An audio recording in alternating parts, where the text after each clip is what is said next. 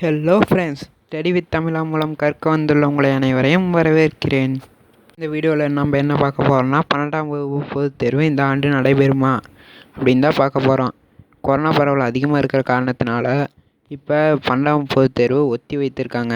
அது கண்டிப்பாக நடைபெறுமா அப்படின்னு நாளை ஒரு ஆலோசனை கூட்டம் இருக்கிறதா சொல்லியிருக்காங்க.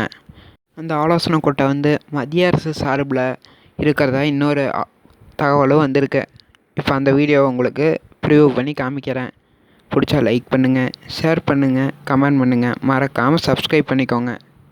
அப்போ தான் நாங்கள் போடுற ஒவ்வொரு வீடியோவும் உங்களுக்கு உடனுக்குடன் வரும். தேங்க்ஸ் ஃபார் வாட்சிங். நாடு முழுவதும் 12ஆம் வகுப்பு பொதுத் தேர்வுகள், தொழில் படிப்புகளுக்கான நுழைவுத் தேர்வுகளை நடத்துவது தொடர்பாக மாநில கல்வித்துறை அமைச்சர்களுடன் நாளை உயர்நிலை ஆலோசனைக் கூட்டம் நடைபெறவுள்ளது.